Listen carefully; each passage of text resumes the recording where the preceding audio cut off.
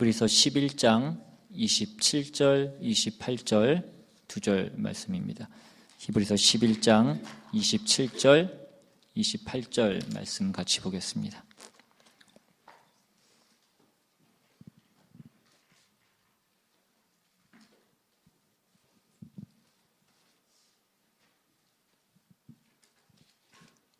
찾으셨으면 한 목소리로 같이 읽겠습니다. 시작. 믿음으로 애굽을 떠나 왕의 노함을 무서워하지 아니하고 곧 보이지 아니하는 자를 보는 것 같이 하여 참았으며 믿음으로 유월절과 피 뿌리는 예식을 정하였으니 이는 장자를 멸하는 자로 그들을 건드리지 않게 하려 한 것이며. 아멘. 기도하겠습니다. 하나님, 이 시간 말씀을 듣기를 원합니다. 오늘도 말씀을 통하여서 오늘도 우리가 하나님의 은혜 가운데 있음을, 하나님 우리와 함께 하심을, 하나님 우리를 인도하심을 우리가 밝히 깨닫고 우리가 해야 될 그 책임들을 감당하기로 결심하는 귀한 시간 될 수 있도록 이 시간 역사하여 주시옵소서. 우리의 생각이 빼앗기지 않게 주님 도와주시옵시고 말씀 가운데 집중하며 나아간 우리 모두가 되게 주님 인도하여 주시옵소서. 감사드리고 예수님의 이름으로 기도드립니다. 아멘. 예. 오늘은 모세의 믿음 2입니다. 예. 이제는 한 사람 한 번 하는 것도 부족해서 2번이나 하나 생각. 좀 지겨우십니까? 예. 저도 힘이 듭니다. 예. 그래도 이 믿음에 대해서 계속 말씀을 하고 있는 것은 우리 안에 이 믿음이라는 것에 대한 그 어떤 잘못된 고정관념들이 우리가 깨어지지 않으면 우리가 정말 이 성경이 말하는 믿음이 무엇인지를 우리가 밝히 알지 못해서 그 믿음을 오해하는 그런 부분들이 있기 때문에 그 믿음이 무엇인지를 우리가 정말 정확히 아는 것이 너무나 중요하기 때문에 계속해서 말씀을 드리고 있습니다. 예전에 그 개그맨 김재동 씨가 그 한 얘기가 그 인터넷에 떠도는 것을 보고 제가 그 적어 놓은 게 있었는데 이런 얘기였습니다. 그 우리는 사촌이 땅을 사면 어떡하죠? 배가 아프죠. 예. 그래서 이거를 8살짜리 아이한테 물어봤다고 합니다. 사촌이 땅을 사면, 그리고 가로를 열어놓고 적으라고 했더니 이 8살짜리 아이가 뭐라고 썼을까요? 사촌이 땅을 사면 가본다라고 그렇게 썼다는 것입니다. 얼마나 멋진 참여정신이냐라고 그렇게 김재동 씨가 얘기하는 걸 들었습니다. 그러니까 가서 보고 결정을 하겠다는 것입니다. 얼마나 큰 땅을 샀는지 그걸 보고 내가 배가 아플지 안 아플지를 결정을 하겠다라는 것이었습니다. 그리고 또 어떤 아이는 이렇게 썼다고 합니다. 사촌이 땅을 사면 가로에다가 우와 이렇게 썼다는 것입니다. 아이의 마음에는 사촌이 땅을 산 것에 대해서 어떠한 질투도 없고 어떠한 미움도 없는 것입니다. 그저 좋다, 잘 샀다 이것입니다. 한자 성어 문제도 있었다고 합니다. 그 술 먹고 밤에 길거리에서 소리를 높여서 다른 사람들을 잠 못 들게 하는 것을 땡땡땡가라고 이렇게 써놨습니다. 답이 무엇입니까? 고성방가. 예. 근데 아이가 거기다 뭐라고 썼을까요? 아빠인가? 네. 엄마인가라고 안 쓴 게 다행이죠. 그리고 이런 문제도 있었다고 합니다. 얼음이 녹으면 무엇이 된다? 답은 물이 된다입니다. 근데 한 아이가 그 시험 문제에다가 얼음이 녹으면 북극곰이 웁니다라고 그렇게 썼다는 것입니다. 근데 어른들은 그것을 보고 틀렸다라고 그렇게 그 답을 그어버린다는 것이죠. 이 글의 의도는 어른들이 보는 어떤 그 고정관념으로는 아이들의 생각을 이해할 수 없다라는 것입니다. 여러분, 신앙도 마찬가지입니다.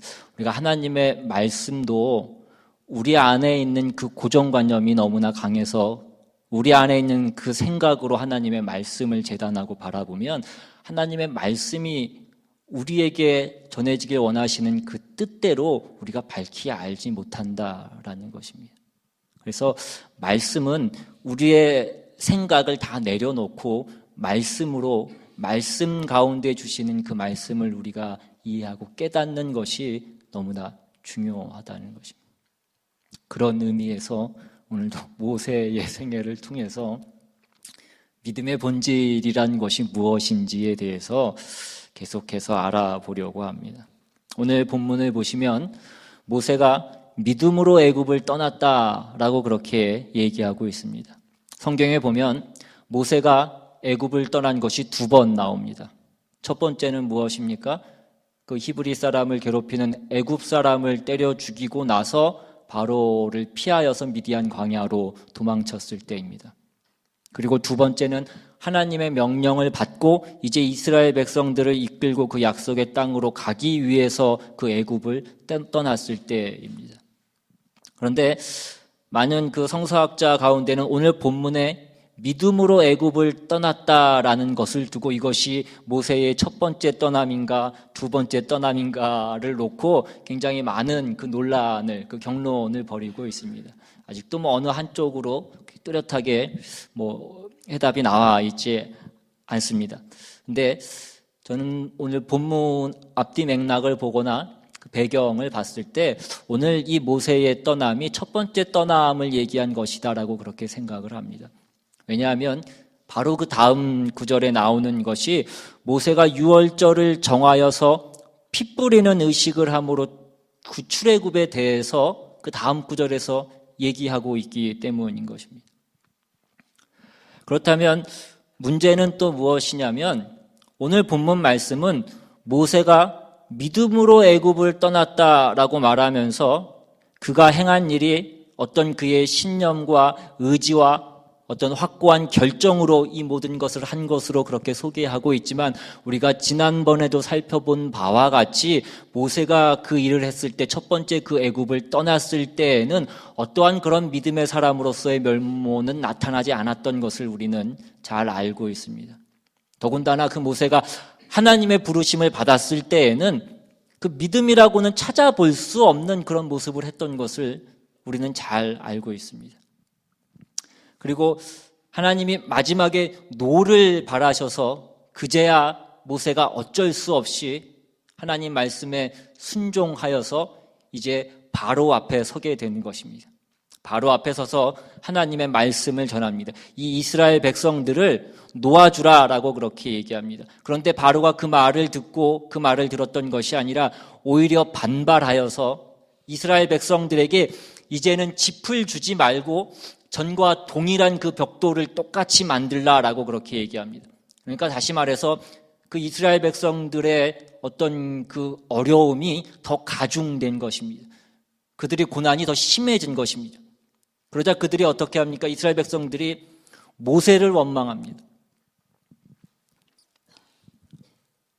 이스라엘 백성들의 어떤 믿음이란 것에 대해서 그 믿음의 수준이 그리 높지 않았을 것이다라고 우리가 기대하지 않기 때문에 이스라엘 백성들이 그 모세를 원망하고 하나님 원망한 것은 우리는 그럴 수 있다라고 그렇게 생각합니다. 근데 우리가 아는 모세라고 한다면 우리가 기대하는 그 모세, 그 믿음의 위인이라고 불리는 그 모세라고 한다면 그러한 순간에 그가 확고한 믿음 가운데 그 이스라엘 백성들을 다독이고 믿음 가운데 하나님의 말씀을 선포했어야 우리가 기대하는 그 모세의 모습으로서 아마 맞을 것입니다. 그런데 성경의 기록을 보면 모세가 그렇지 않습니다. 그 이스라엘 백성들보다 나을 것이 하나도 없는 그 모세의 모습을 보입니다. 그 모습이 창세기 5장에 나오는데 창세기 5장 22절 이하에 보시면 22절이 바로 앞에 그 이스라엘 백성들이 원망한 그 다음 구절입니다. 22절에 모세가 여호와께 돌아와서 아뢰되 주여 어찌하여 이 백성이 학대를 당하게 하셨나이까? 어찌하여 나를 보내셨나이까? 내가 바로에게 들어가서 주의 이름으로 말한 후부터 그가 이 백성을 더 학대하며 주께서도 주의 백성을 구원하지 아니하시나이다. 우리가 보통 믿음하면 가지는 그 믿음을 행사해야 될 그 당사자가 갖는 어떤 확고부동한 신념이나 의지 같은 것이 오늘 이 모세의 모습에서는 전혀 보이지 않는다라는 것입니다. 그런데 이어지는 바로 그 출애굽기 6장 말씀에 보시면 1절 이하부터 제가 읽겠습니다. 여호와께서 모세에게 이르시되 이제 내가 바로에게 하는 일을 내가 보리라. 강한 손으로 말미암아 바로가 그들을 보내리라. 강한 손으로 말미암아 바로가 그들을 그의 땅에서 쫓아내리라. 하나님이 모세에게 말씀하여 이르시되 나는 여호와이니라. 내가 아브라함과 이삭과 야곱에게 전능의 하나님으로 나타났으나 나의 이름을 여호와로라 그들에게 알리지 아니하였고 가나안 땅 곧 그들이 거류하는 땅을 그들에게 주기로 그들과 언약하였더니 이제 애굽 사람이 종으로 삼은 이스라엘 자손의 신음소리를 내가 듣고 나의 언약을 기억하노라. 그러므로 이스라엘 자손에게 말하기를 나는 여호와라. 내가 애굽 사람의 무거운 짐 밑에서 너희를 빼내며 그들의 노역에서 너희를 건지며 편팔과 여러 큰 심판들로서 너희를 속량하여 너희를 내 백성으로 삼고 나는 너희의 하나님이 되리니 나는 애굽 사람의 무거운 짐 밑에서 너희를 빼낸 너희의 하나님 여호와인 줄 너희가 알지라. 내가 아브라함과 이삭과 야곱에게 주기로 맹세한 땅으로 너희를 인도하고 그 땅을 너희에게 주어 기업을 삼게 하리라. 나는 여호와라 하셨다 하라. 우리는 믿음이라고 하면 그 믿음을 가져야 되는 그 당사자가 책임 있게 그 믿음을 사용해야 된다라는 쪽으로 믿음에 대한 그 개념이 기울어져 있습니다. 그래서 믿음을 사용해야 되는 자가 그 확고한 신념을 가져야 된다라는 것에 우리는 집중하고 있다는 것입니다. 그래서 우리는 믿음이 좋은 사람들이라고 하면 그들이 가져야 되는 모습이 어떤 확고한 신념과 확고한 의지를 갖고 있는 것으로 우리는 그렇게 생각합니다. 그런데 지금 읽은 이 출애굽기 6장을 보시면 그 신념과 그 의지가 어느 쪽에 더 있냐라는 것입니다. 모세에게 더 있냐 아니면 하나님 쪽에 더 있냐라는 것입니다. 우리가 읽어서 본 바와 같이 하나님 쪽에 그 의지가 더 있는 것을 우리는 보게 되는 것입니다. 내가 이렇게 할 것이다. 내가 너희를 구원할 것이다. 내가 너희를 속량할 것이다. 내가 너희에게 준 그 약속을 지킬 것이다. 내가 너희를 이렇게 하면 그제서야 너희가 나를 알 것이다 라고 그 의지의 발동이 하나님 쪽에 더 있다는 것을 우리는 보게 되는 것입니다. 그에 반해서 모세는 어떻습니까? 하나님 그것 보십시오. 내가 안 된다고 하지 않았습니까? 이게 뭡니까? 이스라엘 백성도 내 말을 안 듣는데 바로가 내 말을 듣겠습니까? 그렇게 징징대는 모습을 보이는 것이 모세의 모습이었다면 그 의지와 그 신념을 보이는 쪽은 하나님이었다라는 것입니다. 지금 확인하려고 하는 것은 이것입니다. 물론 뒤에 가면 그 모세가 믿음의 사람으로서의 면모를 보이는 것으로 변합니다. 그러나 지금 이 자리까지의 모세는 뭐냐면 그냥 하나님께 억지로 끌려오는 어떤 나귀 새끼와 같은 것입니다. 우리가 기대하는 어떤 의지나 어떤 신념 같은 것이 그에게서 보이지 않더라는 것입니다. 결국 모세의 믿음을 통해서 성경이 우리에게 가르치려고 하는 것은 믿음이라는 것은 그 믿음을 사용해야 되는 사람의 어떤 진념이나 의지의 초점을 갖고 있는 것이 아니라 그 자리까지 오게 하는 어떤 하나님의 은혜와 하나님의 인도와 하나님의 간섭하심을 말하는 거고, 또한 그가 어떤 그 하나님의 은혜를 받는 것이 무엇이냐, 그가 그 하나님을 은혜를 받을 수 있었던 그 이유가 무엇이냐면 그가 하나님의 자녀라는 그 관계 가운데 있다는, 그러니까 믿음이라는 것이 결국은 어떤 한 인격과 한 인격의 관계라는 것을 말씀하고 있는 것입니다. 우리는 물건하고는 믿음의 관계를 갖지 않습니다. 우리는 이 컴퓨터를 믿는다고 얘기하지 않고 우리는 이 마이크를 믿지 않습니다. 왜냐하면 이것들은 인격이 없기 때문인 것입니다. 갑자기 이 컴퓨터가 꺼지고 이 마이크가 안 나온다고 해서 제가 이 마이크 보고 어떻게 네가 나한테 이럴 수 있고 어떻게 네가 내 믿음을 배신하느냐라고 그렇게 얘기하지 않는다라는 것입니다. 왜냐하면 이것에는 인격이 없기 때문인 것입니다. 그러니까 믿음이라는 관계는 인격과 인격 사이에 갖는 관계인 것입니다. 물론 인격과 인격 사이에는 믿음의 관계만 있는 것은 아닙니다. 예를 들면 이해관계라는 것이 있습니다. 그 이익에 의해서 맺어지는 관계가 있다는 것입니다. 대부분의 세상 사람들은 그렇게 관계를 맺으면서 살아갑니다. 그러나 하나님은 하나님과 우리는 믿음의 관계라는 것입니다. 그러니까 믿음의 관계, 믿음이라는 얘기는 그 한 인격과 한 인격이 관계를 맺되 그 관계가 우리가 이해하기 쉽게 얘기하면 부모와 자녀의 관계같이 그 사랑과 믿음으로 묶여진 관계를 얘기할 때 믿음의 관계라고 얘기하고 그것을 성경에서 믿음으로라고 쓰더라는 것입니다. 여러분, 부모는 자식에게 기계적인 것을 요구하지 않습니다. 부모는 자식에게 이해관계를 요구하지 않습니다. 자식이 부모를 위해서 먹을 것 안 먹고 입을 것 안 입고 돈 열심히 모아가지고 부모가 나한테 이제껏 해준 건 내가 갚겠다라고 하는 그런 이해관계를 부모가 자식에게 요구하지 않는다는 것입니다. 부모가 자식에게 요구하는 것은 무엇입니까? 그런 이해관계나 기계적인 관계가 아닌 믿음의 관계를 요구한다는 것입니다. 부모가 자식에게 요구하는 것은 그 부모에 대한 사랑과 신뢰와 믿음을 요구하는 것입니다.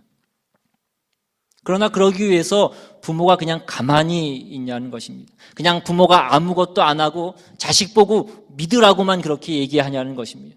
그래서 맨날 자식이 아침에 일어나서 부모를 보면서 아버지는 내 아버지가 확실합니다. 나는 아버지를 믿습니다. 라고 그렇게 얘기하고 무슨 옛날에 그 우정의 무대인가 그런 거 있는 것처럼 뒤에 계신 분은 우리 어머님이 확실합니다. 내가 그 어머니는 믿습니다. 라고 그렇게 부들부들 떨면서 아이가 맨날 그렇게 얘기하냐 그것입니다. 자식들은 태어나서 자라오는 동안에 부모가 누군지를 매일매일 그 삶 속에서 배우는 것입니다. 우리 부모님은 내 편이다.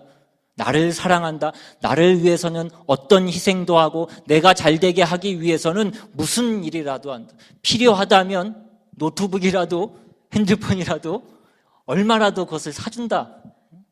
그것을 믿는 것이 좋은 믿음입니다. 그것을 배우는 거라는 것입니다. 그것에 항복하는 것입니다. 그래서 우리가 지금 이 모세의 믿음에서 뭘 배우냐면 모세가 하나님 앞에 어떠한 확고한 충성심을 갖고 그것을 유지했느냐 하는 부분보다 하나님이 어떻게 모세에게 간섭했느냐, 모세가 하나님에게 불만을 가지고 하나님에게 순종하지 않았을 그때에도 하나님이 어떻게 그를 인도하여서 모세가 모세 되게 하셨느냐, 그것을 더 강조하고 있다라는 것입니다. 이것을 다 묶어서 믿음으로라고 그렇게 말씀하고 있는 것입니다. 그러면 여기까지 듣고 우리에게 생기는 질문은 무엇입니까? 믿음이라고 하는 것이 다 하나님의 은혜고 하나님의 간섭하심이고 하나님의 인도하심이라고 한다면 우리의 질문은 그러면 우리가 믿고 안 믿고 우리에게 무슨 책임이 있냐라는 것입니다. 그런데 성경은 뭐라고 얘기합니까? 성경은 또 우리에게 그 믿음에 대한 책임을 요구하고 있다라는 것입니다. 로마서 10장에 보시면 10장 9절 이하에 네가 만일 내 입으로 예수를 주로 시인하며 또 하나님께서 그를 죽은 자 가운데서 살리신 것을 내 마음에 믿으면 구원을 받으리라. 사람이 마음으로 믿어 의에 이르고 입으로 시인하여 구원에 이르니라. 여기 보시면 분명히 우리의 책임 있는 결정을 요구하고 있다라는 것입니다. 믿고 시인하는 것이 우리의 책임으로 우리의 결정으로 요구되고 있는 것입니다. 그러면 믿음이 하나님의 은혜로 주어지는 것과 우리의 책임으로 요구되어지는 것, 이 둘 사이의 경계는 무엇이고 그 둘이 어떻게 조화될 수 있냐라는 것입니다. 그래서 우리가 이 모세의 믿음을 통해서 확인하는 것, 아까도 말씀드린 대로 그 모세의 믿음을 통해서 우리가 아는 것이 중요한 것은 이 믿음이란 것이 인격과 인격 간의 관계라는 것입니다. 하나님이 우리를 구원하시기를 기뻐하셔서 그 부모가 자식에게 하듯이 하나님은 우리를 구원하시기로 한 이상 우리를 놓치시지 않으실 것이고 우리를 포기하시지 않으실 것이고 그 일에 실패하지 않으실 것입니다.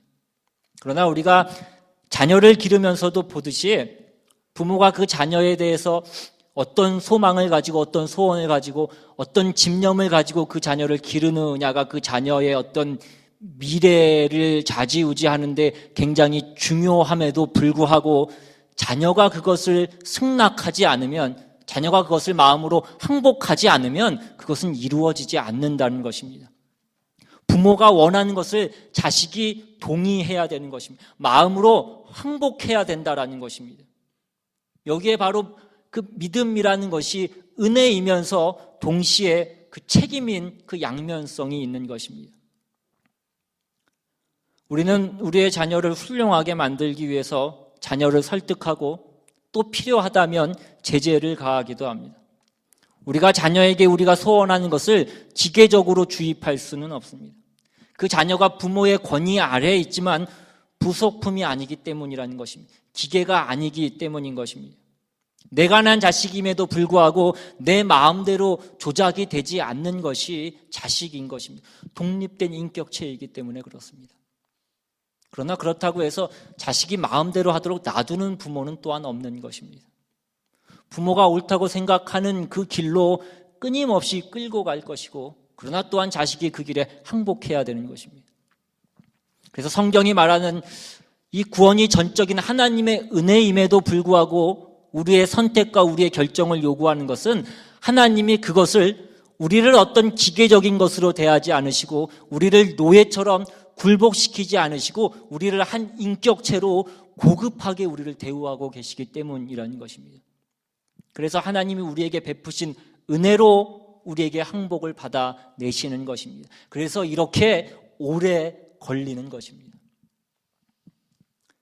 여러분, 우리가 예수 믿는데 우리가 어느 날 전도받고 하나님 말씀 듣고 성경 한번 딱 읽고 나니까 그 다음부터 우리 머리태에 무슨 띠가 생기고 무슨 천사처럼 우리의 삶이 그렇게 한순간에 바뀌지 않더라는 것입니다.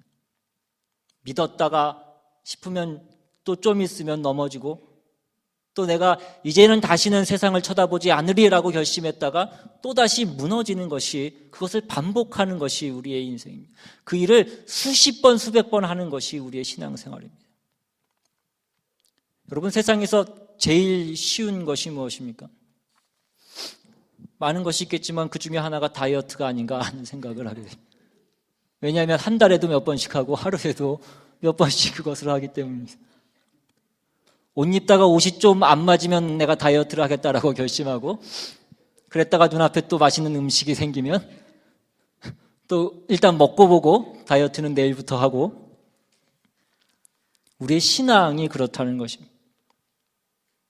우리가 열심을 가졌다고 생각했다가 언제까지 그 신앙이 유지되냐라는 것입니다.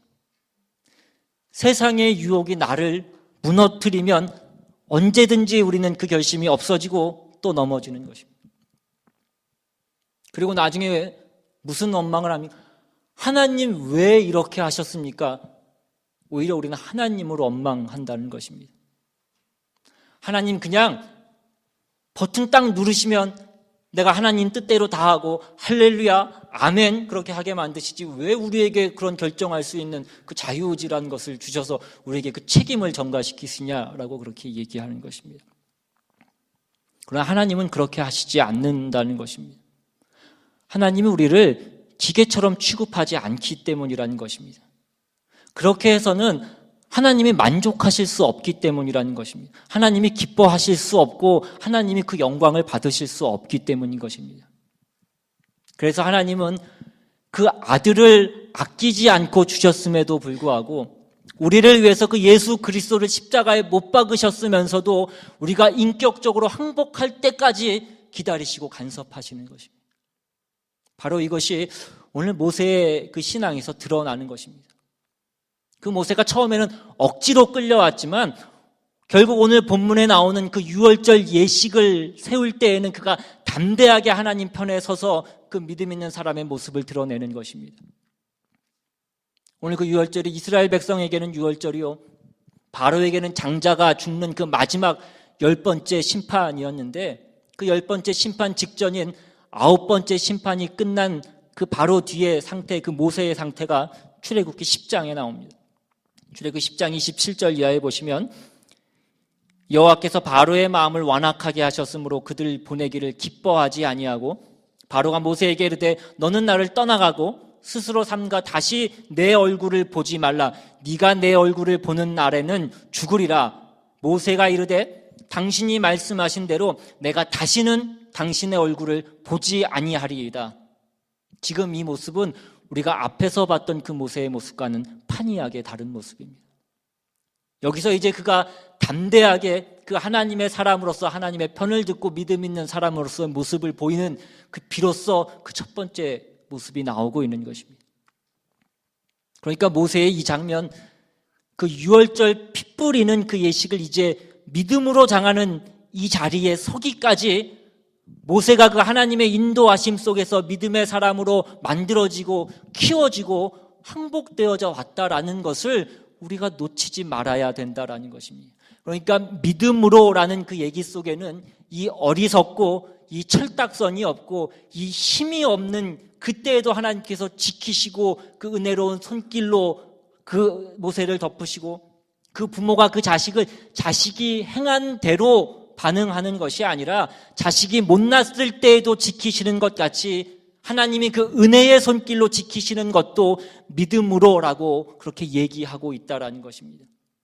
그러나 또한 믿음으로는 하나님이 베푸시는 그 은혜와 능력으로 우리를 대신하고 우리에게 책임을 묻지 않는 것이 아니라 결국 우리의 반응과 온전한 항복을 요구하는 것입니다. 그래서 이 유월절 예식을 세우는 모든 일이 하나님이 모세를 여기까지 끌고 오신 그 일과 그 모세가 하나님을 알아서 하나님 앞에 순종하고 하나님 앞에 항복하여 하나님을 드러내는 그 모든 것이 합쳐져서 드디어 그 증거로 오늘 이 자리에 나오는 것입니다. 여러분, 하나님이 은혜를 주시고 간섭하시고 인도하신다는 것이 우리에게 아무런 책임이 없다라는 것을 말하는 것이 아닙니다. 그 은혜와 그 간섭은 결국 우리의 항복으로 집중되어지는 것입니다. 그래서 기꺼이 우리가 온 천하와 등지고도 내가 하나님 편에 서겠습니다. 그것을 만들어내시는 것입니다.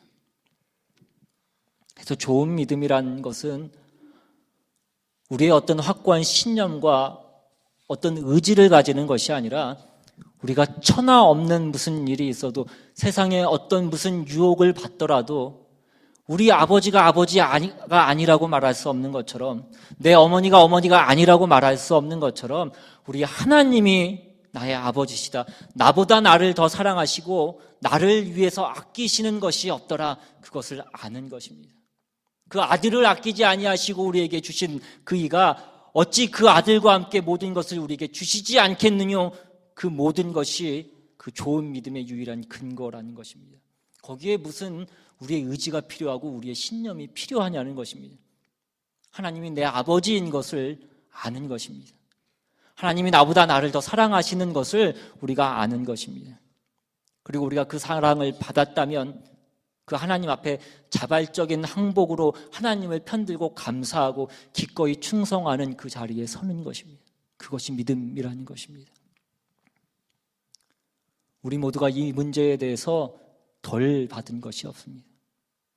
우리 모두가 이 좋은 믿음을 갖는 데에 대해서 부족한 조건이 하나도 없습니다.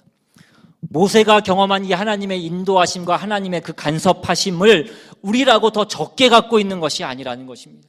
오히려 우리는 더 많이 갖고 있는 것입니다. 오늘 성경에 나오는 이 유월절 양을 갖고 있는 정도가 아니라 그것의 실체이신 예수 그리스도를 우리는 소유하고 있는 것입니다. 우리를 위해서 그 십자가에 못 박히신 하나님의 사랑과 그 사랑으로 우리를 부르신 그 부르심의 실체를 우리가 갖고 있는 것입니다. 그러나 우리는 자꾸 그것을 외면하는 것입니다. 우리는 자꾸 거기에서 도망가는 것입니다. 우리는 자꾸 우리 삶에 있는 사소한 문제를 놓고 하나님을 시험하는 것입니다. 하나님 이거 해주시면 내가 믿고 해주시지 않으면 내가 못 믿겠습니다라고 우리가 자꾸 가는 것입니다. 이제껏 하나님이 우리에게 주신 것을 우리가 맛보았으면서도 진진 내 삶의 문제를 걸어서 하나님의 사랑을 우리가 시험한다라는 것입니다. 하나님께서 이미 우리에게 넉넉하게 주신 것들에 대해서 우리가 꾀를 쓰는 것입니다. 그래서 히브리서에서 그 많이 나오는 내용들이 무엇입니까? 배도에 관한 경고를 하고 있는 것입니다. 너희가 이미 다 안다는 것입니다. 너희가 이미 다 받았다라는 것입니다. 너희가 모른다고 우기지 말라라고 그렇게 얘기하는 것입니다. 하나님은 하나님이 책임지시고 하나님이 하셔야 할 것을 넉넉히 하셨습니다. 이제 남은 것은 무엇입니까? 우리의 책임입니다. 그걸 잡고 하나님 과연 나를 사랑하시는가라고 하면서 우리가 져야 될 그 짐을 하나님께 떠넘기지 말라는 것입니다. 이것이 마치 부모가 자녀에게 그 모든 것을 다 해줬음에도 불구하고 자녀가 부모에게 이번에 이거 하나 사주면 엄마가 나 사랑하는 줄로 알고 사주지 않으면 아닌 걸로 믿겠어 라고 그렇게 얘기하는 것 같습니다. 그럼 어떻게 합니까? 그거 사주고 믿어라 라고 그렇게 얘기하는 것입니다. 여러분, 그것은 시험하는 것이고 그것은 꾀를 내는 것입니다. 우리 모두는 하나님이 우리에게 어떻게 찾아오셨고 무엇을 주셨는지를 다 알고 있습니다. 그러나 우리는 외면하고 있는 것입니다.